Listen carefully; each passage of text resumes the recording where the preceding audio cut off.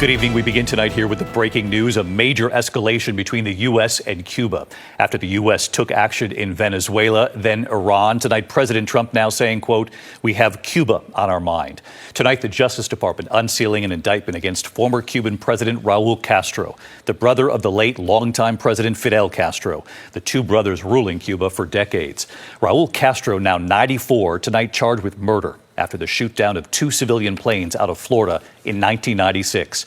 4 people were killed, including 3 Americans, on a humanitarian mission. Tonight, Pierre Thomas right here asking Acting Attorney General Todd Blanche, how will you get the 94-year-old Raul Castro to the U.S.? What does this look like? And, of course, what comes next for Cuba? Pierre traveling with the Acting Attorney General to South Florida, where the indictment was announced this afternoon. So Pierre Thomas leads us off tonight from Miami.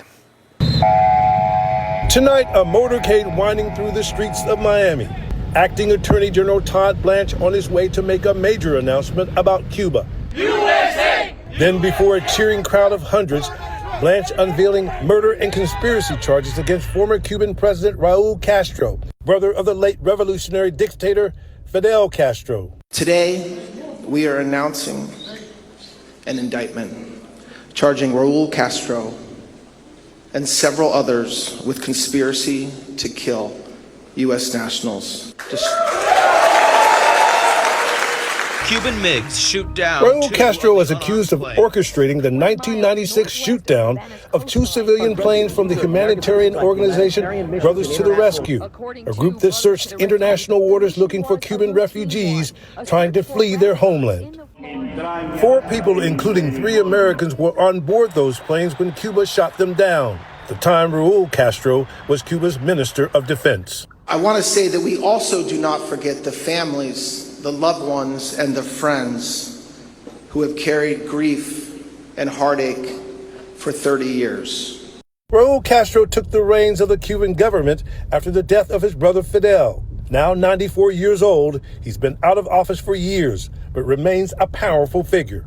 What are the prospects that you could get Raul Castro to the United States to face justice? And what steps are the U.S. willing to take to get him back here? Well, we indict men outside of this country all the time. The reason why we indict somebody is because we want them here to face justice in front of a jury of their peers. So we expect that he will show up here by his own will or by another way. That raises questions about whether U.S. troops will travel to Cuba and try to take Castro by force, the same way American forces seized former Venezuelan President Nicolas Maduro back in January, dragging him from his bedroom and flying him to New York, where he is in jail facing trial. Tonight, rejoicing in Miami's Cuban community, Little Havana. ABC's Matt Rivers speaking to Lourdes Zayas-Bazan, who hasn't been back to Cuba since she fled some 67 years ago. What does this indictment symbolize to you? It's finally a big step for freedom in Cuba. And do you think that you will see government change in Cuba in the near term? Well, hopefully, yes. Tonight, President Trump signaling change is at hand. I think this is a very big day, very important day. Secretary of State Marco Rubio in Spanish with this message to the Cuban people, saying their government is the cause of their economic hardship. The real reason you don't have electricity, fuel, or food, he says, is because those who control your country have plundered billions of dollars, but nothing has been used to help the people. Pierre Thomas, who was on the air with me this afternoon as this was all unfolding, with us live tonight in Miami. Pierre, tonight the Cuban government now responding to this indictment.